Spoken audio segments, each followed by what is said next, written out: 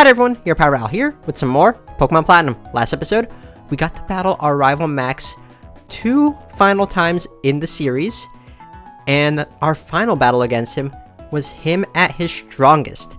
I want to point out quickly that any experience that I gained from that last battle, I did not keep, just because I forgot to save after that, and I sent my team back to my Let's Play cartridge of Pokemon Platinum. But anyways, we're back here in the mainland of Sinnoh, specifically Celestic Town, because there's something here that we could do that I haven't shown off just yet, and I figured this would be the perfect time to show it off.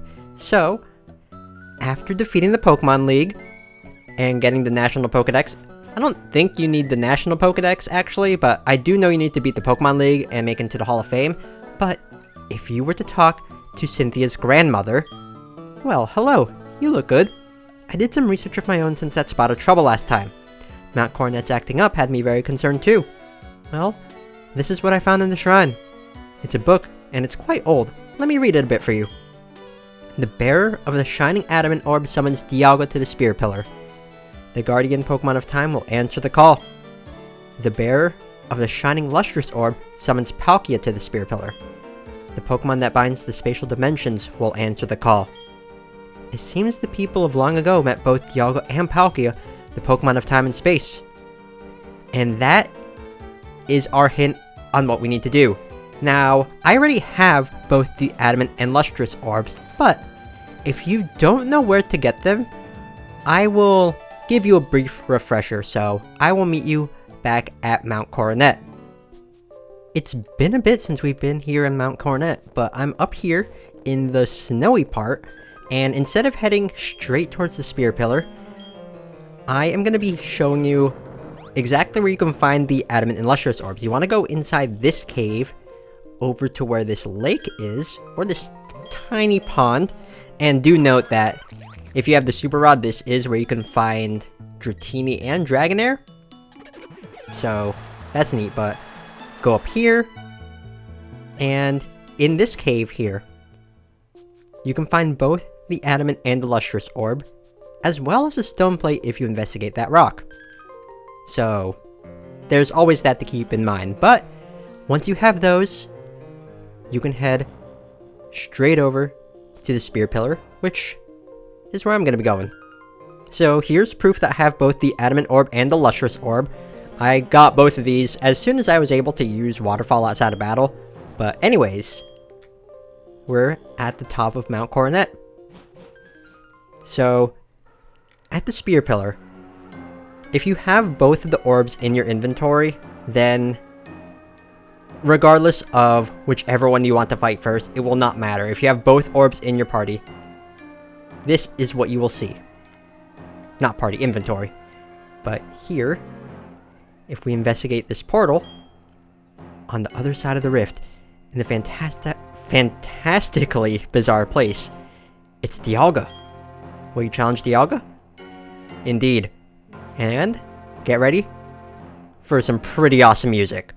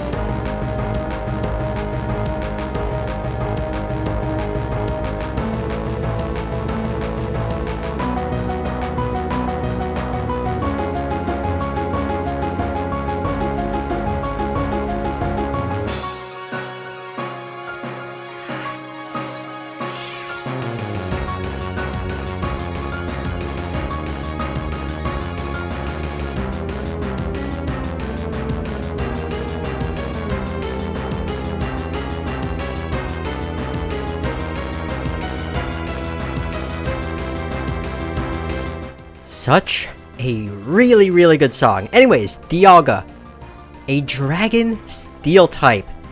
Very fitting, I guess, for the Pokemon that is said to have created time. I guess the steel is supposed to represent clocks or something, but Dialga is a very, very good Pokemon. With it being a dragon steel type, it has a lot of unique resistances, and the steel type just negates a lot of the weaknesses that the dragon type is weak to.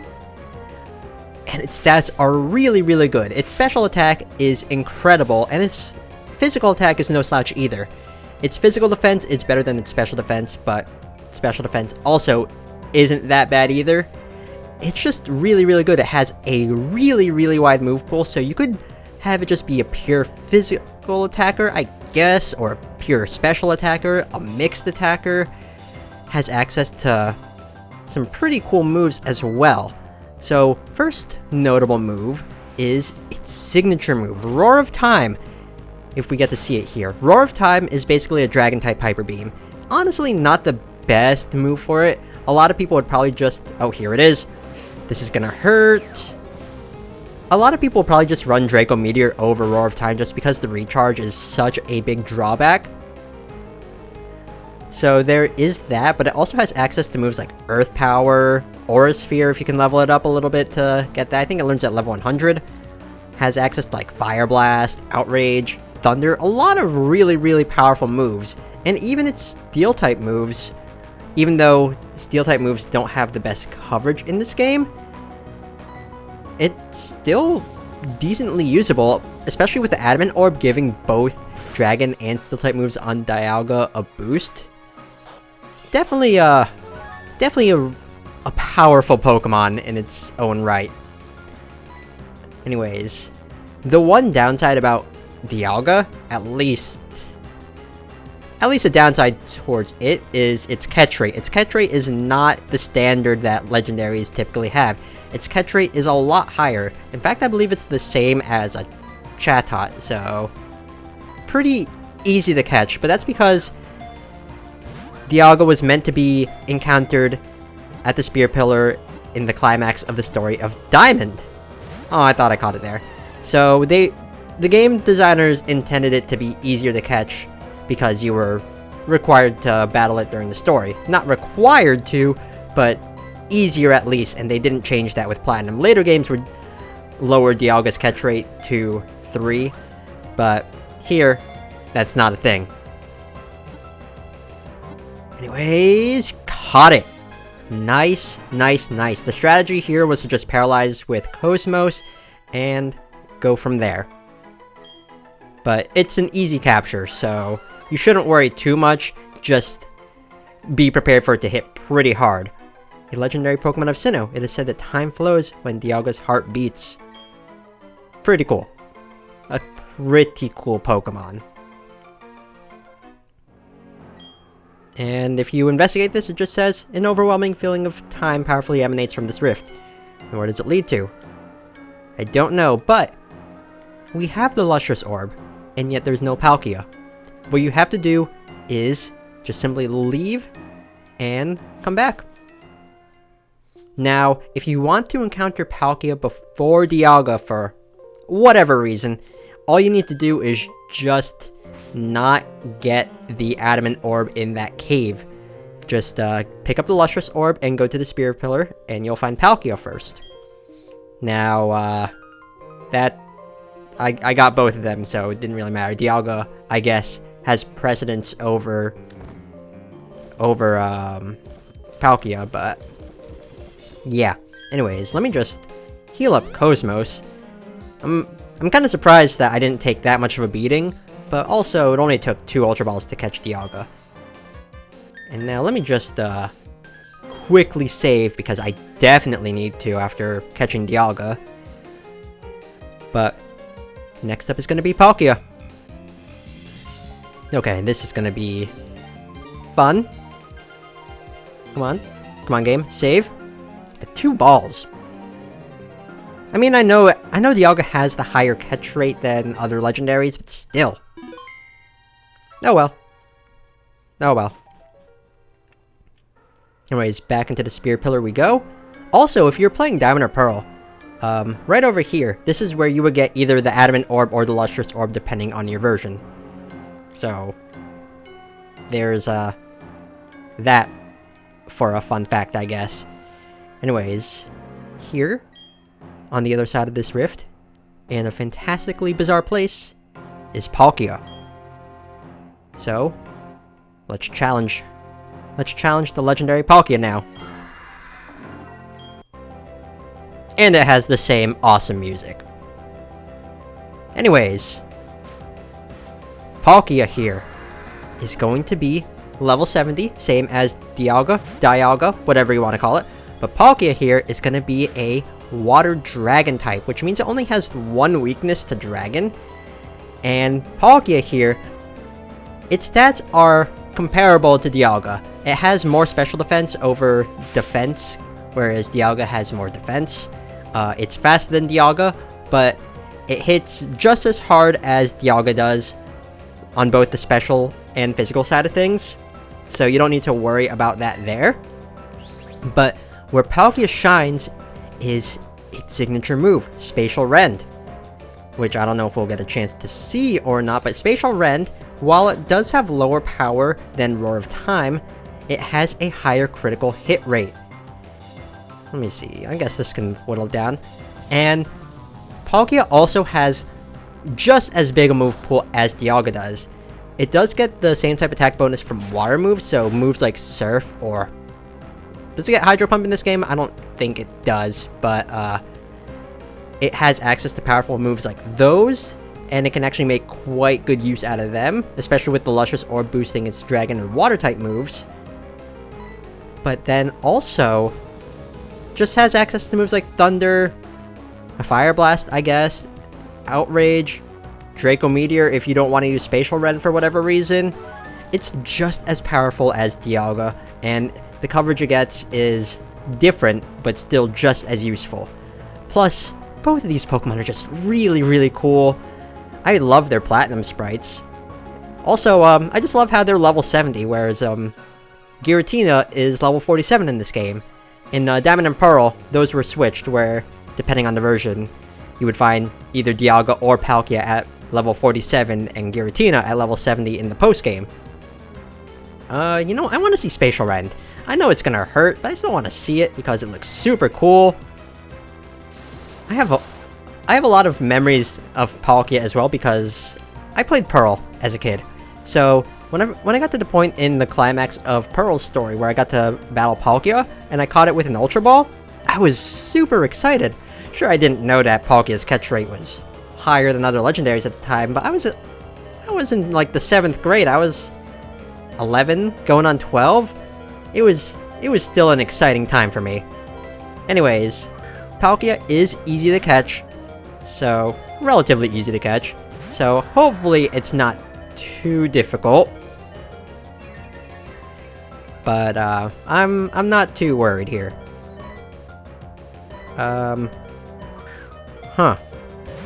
At this point, I don't have that many Ultra Balls, so hopefully I catch it soon. Oh, okay. 2 Ultra Balls, just like Dialga. Cool. I do tend to like Palkia more than Dialga, but both are just excellent Pokemon. Okay, a legendary Pokemon of Sinnoh. It is said that space becomes more stable with Palkia's every breath. Neat. And I know Palkia has a questionable... a little bit of a questionable design, I guess. But, I mean, if you have an innocent mind, I guess you won't notice it, but... yeah. Anyways. That's everything we can do here in the Spear Pillar. We caught both Dialga and Palkia, so... let's go take a look at their stats. Okay, so before I check out Dialga and Palkia's stats, let me just get my team back the way I want it to be. And here we have Dialga. Oop. Lax nature, okay. Defensive, I guess. And those are the moves you have. Same moves as Palkia, except Roar of Time is replaced with Spatial Rend. Now, what nature is Palkia? Rash nature. Actually, that's the same nature that my Palkia is in Pearl from when I first played. Funny. Funny how that works out. But, both are really cool Pokemon, so let me just move you over here, and these are all the legendary and mythical Pokemon that we can catch in Pokemon Platinum. Pretty neat. Anyways, I am back here in Celestic Town because there's one more thing I want to quickly show off. I could have done this at any point, but I figured it's more relevant now that I have both Dialga and Palkia as well as Giratina. But if you go over here, back to where this ancient cave painting is, and investigate it, Cynthia shows up. This cave painting, it's always been described this way. The light in the center represents either Dialga or Palkia appearing at the spear pillar. The three lights around it were thought to be Uxie, Mesprit, and Azelf. May I continue? But then I realized there may be another way of interpreting this. Could this triangle of lights actually represent a different trio? Could they be Dialga, Palkia, and Giratina instead? And the large light at their center, does it represent something else? Could it be what created this world of ours? May I continue for a little bit longer? Thank you for listening to my theory. Do you know of the ancient plates they find all over Sinnoh? One of them had this engraved on it: two beings of time and space, set free from the original one. I think this quote too points to the presence of another Pokemon. A Pokemon even more powerful than Dialga or Palkia. Does that sound plausible to you? I'm not quite sure how Giratina fits into the scheme of things, but it's said that in the Distortion world, neither time nor space were stable. I think that tells us something about Giratina, the only Pokemon there. It must have been as powerful as Dialga and Palkia, the rulers of time and space. In some way though, Giratina has to have a power opposite of theirs. I'm sorry, this is so long. May I say one last bit? A long time ago, I wonder what sort of person painted this. Dialga's Roar of Time, Palkia's Spatial Rend. To the people back then, those Pokemon really must have appeared to rule over time and space. Seeing them must have shaken the people to their very core. This painting represents those feelings of awe, wonder, and everything else. It passed that memory to countless people, eventually becoming a myth. That's what I believe as a researcher of myths. I think I let myself get carried away and talk for far too long. I'm sorry, and thank you. Let's meet again. Indeed, Cynthia. We'll meet again. We'll meet again soon. But as for what she was saying about this trio of lights representing Dialga, Palkia, and Giratina, and the light in the center representing something else, well, in order to talk about that, we're gonna need to change our setting and go back to the Spear Pillar. Welcome back to the Spear Pillar. I feel there's no better place to talk about mythology regarding the Sinnoh region than here. The place that legends say is the very spot the rest of Sinnoh came from. We've uncovered the legends about the Pokemon of the lakes, seen the awe-inspiring power of the beings of time and space, and even visited the world of a forgotten deity that maintains order. All of these myths and legends all stem from one other that we have stumbled across many times on our adventures, the original one. Legend states that Uxie, Mesprit, Azelf, Dialga, Palkia, and Giratina were all born from the original one, who then fell into slumber. But how do we summon it? Well, hidden in the game's data is an item that was never properly distributed in any of the 4th generation games, the Azure Flute. It is possible to obtain this item in the remakes, Brilliant Diamond and Shining Pearl, after meeting certain prerequisites in another game, but here, it's unobtainable, unless you use shenanigans. Despite that, the data for it does exist. The Azure Flute is a mysterious item that is described as putting out echoing sounds that do not seem to be of this world. And when played on the very spot that I'm standing on, you can hear a haunting melody.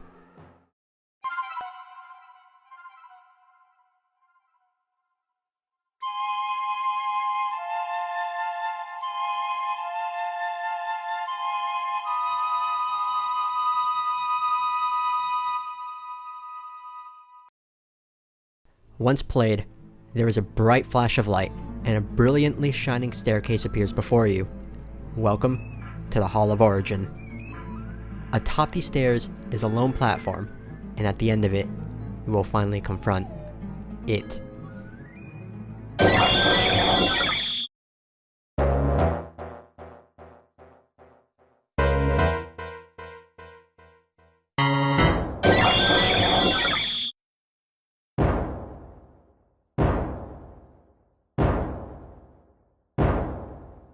This is the original one, the mythical Pokemon Arceus. Coming to you at level 80, this Pokemon will prove to be very tough to catch. Upon fighting it, it will have access to the moves Hyper Beam, Recover, Refresh, and Future Sight. While its offensive moves can wear you down, the moves you want to watch out for are Recover and Refresh. Being able to heal HP and remove status conditions, coupled with its already low catch rate, makes this an incredibly challenging Pokemon to catch, but oh so worth it when you finally do. Arceus boasts having very high base stats across the board. Yes, there are Pokemon that can have higher stats in one category than it, but no Pokemon is as well-rounded as Arceus. In fact, if you were to add up the base stats of every individual Pokemon, then Arceus would have the highest base stat total amongst all of the Pokemon in the game. It hits hard, has incredible bulk, and is very fast, but that's only the beginning. What makes Arceus unique is its ability Multi-Type. This ability will allow you to use the various plates scattered across Sinnoh to their full potential when given to Arceus. Depending on the plate that it is holding, it will change its type to match that of the plate. For example, if you put the Stone Plate on Arceus, it will become a Rock type. This, alongside Arceus' already incredibly vast move pool, gives you unlimited options to work with. You have access to all sorts of moves that raise stats, powerful damaging moves, as well as recovery and support moves. And upon reaching level 100, Arceus will learn its signature move, Judgment. This powerful move will also change its type to match that of the plate equipped to Arceus. It's already powerful in its own right, but it will then get the same type attack bonus, as well as the boost that the plate gives normally, giving you a very, very powerful move. And even without the plates, Arceus can still fight as a normal type. It will get same type attack bonus from Extreme Speed, on top of it being a priority move, and that can be boosted further with Swords Dance. Just round out its moves with ones for type coverage, and you have a very powerful normal type. With its incredible stats, move pool, and being able to fight as any type, there's no Pokemon with as much potential as Arceus. Fitting for the one said to have created the universe. Fitting for a god among gods. And the most frightening thing about this? That's only a fraction of its power. What we see of Arceus is merely a fragment of its true form. It's quite possible that we can't even comprehend its true power or appearance. With all that said and done, even though the Azure Flute was never officially distributed in any of the 4th generation games, Arceus itself was made available in these games, although not for capture. It was distributed through official events in order to tie in with the 12th Pokemon movie, Arceus and the Jewel of Life. And I believe in Japan, it was like a movie ticket pre-order thing. I don't exactly remember, but in the US, I believe it was done through Toys R Us. But I do happen to have one of these distributed fellas. I got this in a trade quite a while back in my original copy of Platinum, but the cool thing about this Arceus specifically is, one, it's given to you at level 100, so this gives you the caveat of not being able to be EV trained because it cannot get any experience. The only way you can EV train this thing is through vitamins, and because of the 10 vitamin limit per stat, the only way you could like give this thing a proper 510 EVs is to give it 10 vitamins in 5 of its stats and then 1 remaining vitamin in the others. So yeah, nature is random. I got one with a naughty nature through a trade. And yeah, Pokemon movie 09. I think that was the year the Arceus movie came out in Japan. Sounds about right, given the timeline of things. And here are its stats. The cool thing about this is the moves that this Arceus in particular was given with. It has the move Judgment, which is its signature move, and the signature moves of Dialga, not Roar of Time, that's not a Pokemon. Yeah, of Dialga, Palkia, and Giratina. 3 of the Pokemon that it created. Really, really neat, but again, it can't be EV trained, so you can't really use this thing to its full potential, but it is neat that this was distributed. You could transfer up to later generations where you can EV train Pokemon despite them being at level 100, but here, no. No. And having this Arceus will allow for some interesting things to happen in this game in particular. Or I think if you were to hack the game and get an Arceus from the Hall of Origin, I think that would count as well. But anyways, if you have Arceus in your party, then just go here into the Orberg Mine, and this hiker is here. This hiker wasn't here before, and will only show up again if you have Arceus in your party. I don't know if a Hall of Origin Arceus would work, but I do know that Fateful Encounter Arceus that was distributed through an event will work. So, here we go. Hello, how do you do? I'm a student of philosophy. If I had to explain very simply, I study how people came to be. That could explain why I happen to be in Sinnoh. In Sinnoh, there is a myth on how the world came into existence. Investigating that myth may give me insight on the emergence of people. I found something very interesting soon after arrival. You may have it if you'd like. And it gives us a flame plate, so that's another one that we have. When the universe was created, its shards became this plate. I'm told that plate was created at the same time as Sinnoh. That plate I found bears this inscription. This is not the inscription it has. We just read the inscription, but sure. The rightful bearer of a plate draws from the plate it holds.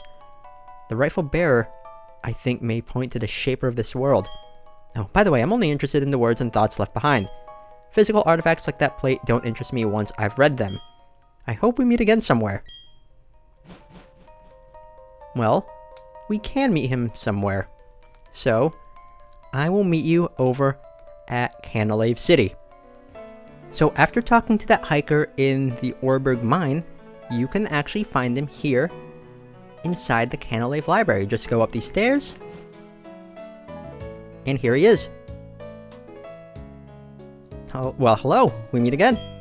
After we parted, I went from Orberg to Hearthome, Celestic, then Eterna. Yes, the town and cities surrounding the foot of Mount Coronet. Why my fascination with Mount Coronet, you may ask? Well, Mount Coronet happens to be called the Origin of Sinnoh. I learned many things on my journey. Would you like to hear about them? Sure. The way I see it, our world began when the spirit within people was born. When that spirit came to be, there followed awareness about the world. Within that newborn spirit, time and space were intertwined as one. People and Pokemon, too, were but the same presence. As I understand it, people and Pokemon shared the spirit and awareness. They should have understood and accepted each other then. Because they shared the same spirit, people and Pokemon intermingled. People took the place of Pokemon, and the opposite also held true. That interpretation could give us an idea of how our world came to be. A Pokemon is said to have shaped this world. Could that Pokemon be the physical form of the original spirit? The spirit came to be, and from it, time and space were born. That seems to point to legendary Dialga, the Pokemon of time, and Palkia, the Pokemon of space. And they lead back to Arceus, the Pokemon that made them arise. Isn't this interesting? Would you like to hear some more? Oh, there were also plates, weren't there? One plate read, 3 beings were born to bind time and space. Those 3 beings, I mean to mean the 3 Pokemon of the lakes. It's about Uxie, Mesprit, and Azelf. The myth describes how they gave spirit to the world, shaping it. But it all starts with Arceus, the first. It is known as the original one. Oh, by the way, I wrote down the words engraved on those plates. I summarized them in a book and donated it to this library. There it is in that bookshelf. I'd be pleased if you'd read it. I have to say, I'm glad I came out to Sinnoh. I suppose I'd better be off in search of new myths in faraway lands. It would be nice if our paths were to cross again. well, let's take a look at the book. So, this book here is just a compilation of all of the text that can be found on all of the plates if you didn't collect them all. But I already collected all of the plates that are at least available in this game. There's technically other plates around, but they're not in this game. The original one breathed alone before the universe came. When the universe was created, its shards became this plate. The power of defeated giants infuses this plate. 2 beings of time and space set free from the original one. 3 beings were born to bind time and space. 2 make matter, and 3 make spirit, shaping the world. The powers of plates are shared among Pokemon. The rightful bearer of a plate draws from the plate it holds. And that's it. I also want to just quickly show off Arceus' Pokédex entry, just because I'm not going to get the opportunity to do so at any other point in time. It is said to have emerged from an egg in a place where there was nothing, then shaped the world. Also, I have its Japanese entry.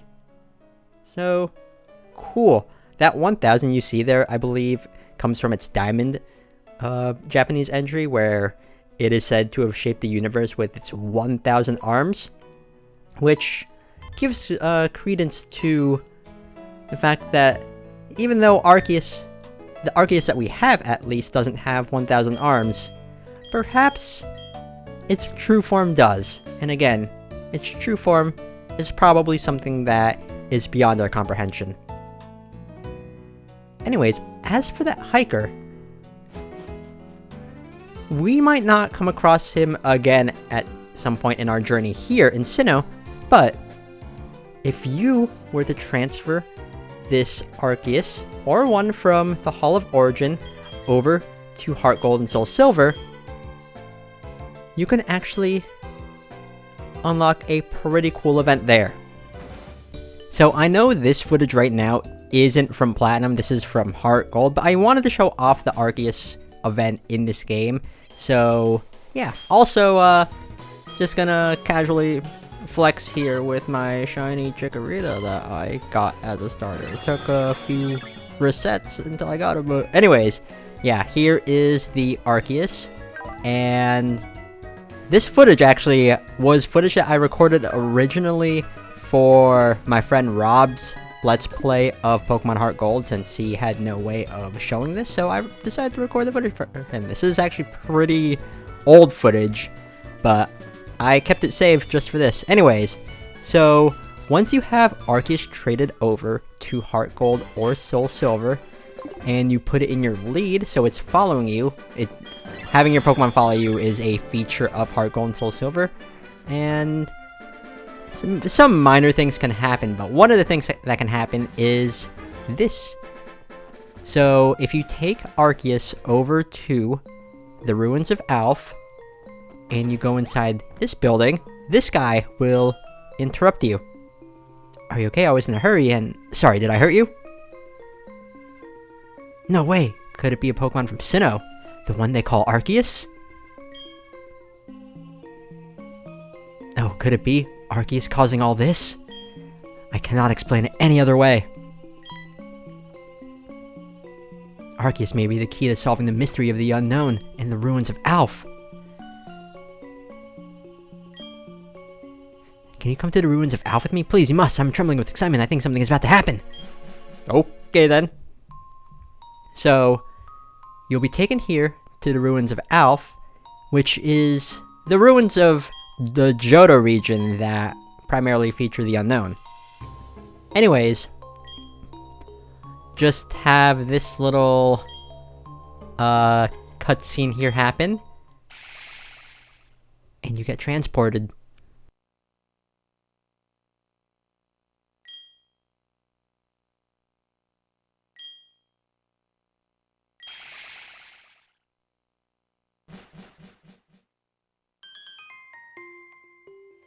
So, after that, you are now in the Sinnoh Ruins.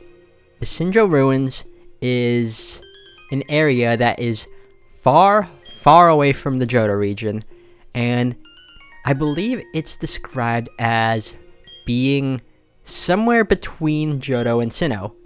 All we know about the Sinnoh ruins is that it is northeast of the ruins of Alph. And it's a place where the cultures of Sinnoh and Johto blend, which is interesting. Anyways, this hiker, it's very much implied that this hiker is the same one that you can meet in Platinum after showing Arceus to him. But they don't really explicitly say anything, but yeah, this is the only indication of where the Sinnoh ruins are. It's supposed to be where, like, the people, like, some people from Johto, or ancient Johto, and some people from ancient Sinnoh, like, they left their regions, and this is said to be where they met up and melded their cultures together, which is pretty cool.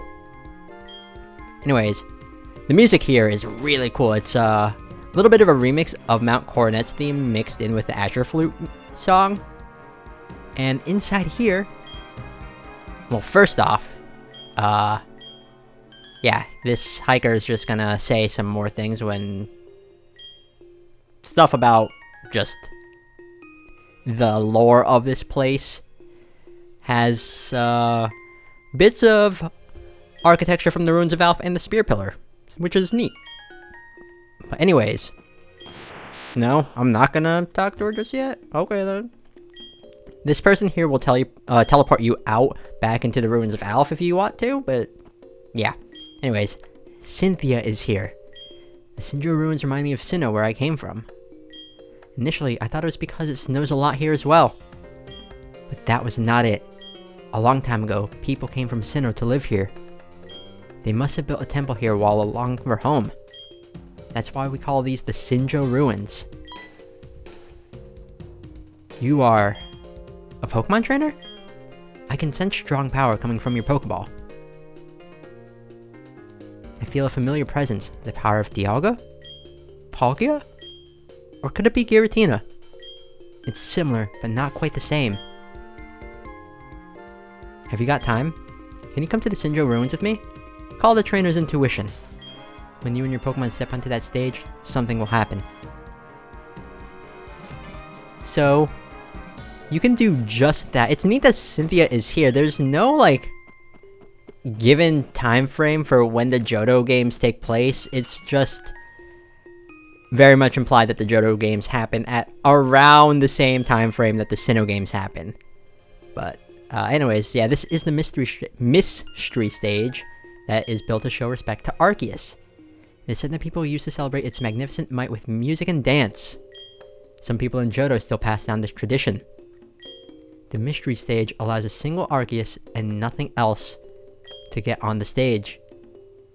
If you wish to go up there, you have to deposit your other Pokemon. So yeah, you do need to have just Arceus in your party, nothing else, to activate this event. So there is that.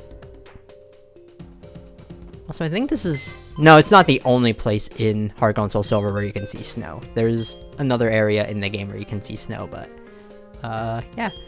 It would be neat if at some point later on in the future of the Pokemon series you can explore more of this area besides just the Sinnoh ruins, because this is in some mysterious land that is not in Sinnoh or in Johto. So yeah. Anyways, Arceus is deposited, and there you go. It's time to show off this really cool event. You don't need the National Pokedex in Heart Gold and Soul Silver to do this, by the way. But there we go. And you just say the same thing. Okay then. I also like how... Oh, right here, this is where they document time, space, and antimatter. Giratina is supposed to be the embodiment of antimatter. It's not something that is said too often. But yeah, this is one where one might say, the lead enters the mystery stage at last. All my study of ruins and Pokemon mythology in Sinnoh may have been to bring you up on this stage, here today. So, from here, you have one of three options.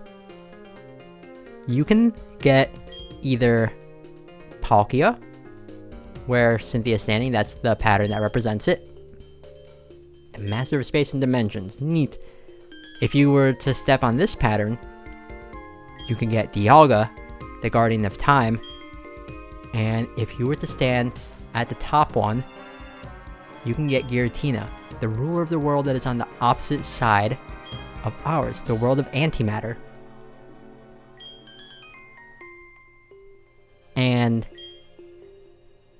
the fact that you get to have any one of these in the Johto games, it's really cool. They'll come equipped with their respective orb, and this is the only way to get the Grisius orb on Giratina in Heart Gold and Soul Silver, because in 4th generation, the Grisius orb can't be traded. If you go to Union Room or trade, it'll automatically be put in your bag, because it's to prevent the item being sent to Diamond and Pearl where it doesn't exist.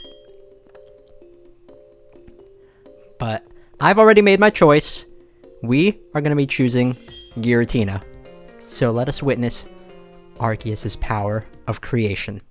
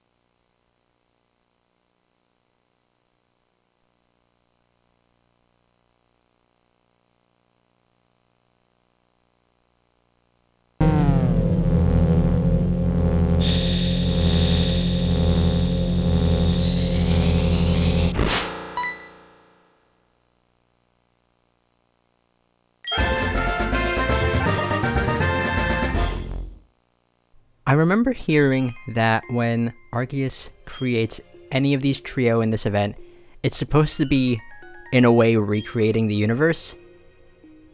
But there we go. Also, if you were to hack Platinum or Diamond and Pearl and catch an Arceus from the Hall of Origin, you can actually do this event a second time. Cynthia won't be here in the Sinnoh ruins when you do this. I believe the hiker will say that Cynthia left to go back to Sinnoh. But yeah, you can get each, or at least 2 of the 3. I believe the fan term is the Creation Trio, but there you go.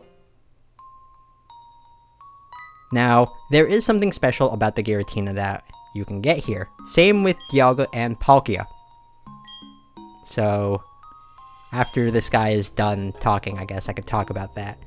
Or I could just talk about it right now. Why not? So first off, the interesting thing is that Dialga, Palkia, or Giratina, like I said before, will come with their respective orbs, but they also come at level 1, which is really, really cool, considering they are essentially newborns. And they will also come equipped with a special move that they can't learn normally. It might have been added to their level up move pool in Heart Gold and Soul Silver, but Giratina will come with Shadow Sneak, a nice priority move that it could use. I believe Palkia comes with Hydro Pump, I want to say, which is a powerful water type move for it. And then Dialga will come with Metal Burst, which will it will deal back damage if it gets hit with an attack, which is nice but not that useful. But that is the creation event. I can't show off the second version of this event since I don't have a Hall of Origin Arceus, but still, it is neat that I am able to show it off here. Anyways, that's it. And it's time for us to head back to Sinnoh. And that is everything I wanted to show off in this episode. But before I end things off, I just want to take one last look at the Pokemon that we have captured on our adventures here in the Sinnoh region, just to give them one last hurrah. We caught Bidoof early on in our journey, and he was a very reliable HM user at the very start. We caught Drifloon at the Valley Windworks after saving it from Team Galactic. Rotom we found after investigating the old chateau, and we learned a little bit more about Rotom's backstory. Bibarel we caught, and ever since we did, it has become one of the most useful HM users in our crew. Eevee we got from Bibi, or Bebe, however you pronounce her name, in Hearthome City. Spiritomb we encountered in the Hollowed Tower of Route 208 in an episode that was a pain to record because I was not paying too much attention when recording and shenanigans happened. Porygon we received from an NPC in Veilstone City. Quagsire is one of the Pokemon that we caught at the Great Marsh, followed by Wooper, Tropius, who ended up becoming another one of our valuable HM users, Tangela, Yanma. Those were all our Great Marsh Pokemon. Snorlax here, and Kecleon we received in a trade to show off both the Kitchen Timer and the Color Changer Pokédex apps. And Kecleon also had a further purpose of spreading Pokerus to other Pokemon that we have. Gulpin here was a Pokemon that we caught in the Great Marsh after unlocking the National Pokédex. And Fappa, this German Magikarp that we received from the Meister, was used to show off foreign Pokédex entries, as well as being the Pokemon that we received after trading away a Finneon that we caught in Canalave City. In addition to those, we caught all 26 letters of Unknown in the Solaceon Ruins. Took a long time to do so, but we eventually were able to get both the question mark and the exclamation point Unknown. And then, of course, there are the various legendary Pokemon that we have captured, as well as a few mythical Pokemon. Giratina, of course, was a Pokemon that we captured at the very climax of the story at the Distortion World. Dialga Palkia we caught earlier in this episode. Uxie, Mesper, and Azelf we caught after investigating the 3 Lakes of Sinnoh. Cresselia, it was the first legendary that we encountered in the post-game. No, it was not. The order in which I have these done is not in chronological order, but oh well. Cresselia was a Pokemon that we caught in the post-game, and we used its Lunar Wing to heal a boy that was suffering from a terrible nightmare. And that nightmare was indirectly caused by Darkrai. I don't think it meant to cause that nightmare or any of the other nightmares that it has caused, but we have Darkrai in our party now, so hopefully those nightmares will cease, because I don't think Darkrai means it.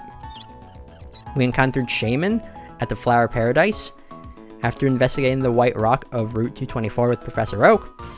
Heatran we encountered in Stark Mountain after stopping Team Galactic, or its remnants at the very least, from awakening it with the Magma Stone. This Regigigas we awakened at the Snow Point Temple, and this one was one that we used to show off to capture other Pokemon. Articuno, Zapdos, and Moltres, those I think were the first legendary Pokemon that we caught in the post-game, but we encountered them roaming throughout Sinnoh. It was a pain to capture all of them, but we did it. Using the level 100 Regigigas that we got, we were able to encounter Regirock, Regice, and Registeel, which we used to awaken the one in the Regigigas in Snowpoint Temple. And finally, we have the mythical Pokemon Arceus, a very mysterious Pokemon who perhaps in the future you might get to know a little bit more about. And then we also have these two shiny Pokemon that I encountered. This one I encountered just surfing around right before Pal Park opened, when I was just seeing where I could explore with Surf. In this one, I caught off screen, but we encountered this fella at the bottom of Mount Coronet. And then of course, we have these Pokemon. Let's start off with these friends from a previous adventure. They came from Hoenn, and I have some fond memories of these Pokemon. And then of course, the team I raised to take on the Battle Frontier, and the Pokemon I raised to take on the contests at Hearthome City. Nope, can't forget Vesuvius again. And that's it. That's it for these Pokemon that we have encountered throughout. But of course, we have the main team. Our starter Pokemon Genbu, a Gion, who we encountered at the Valley Windworks, Cosmos, who we hatched after receiving an egg from Cynthia, and I have quite the story with Cosmos that I have shared.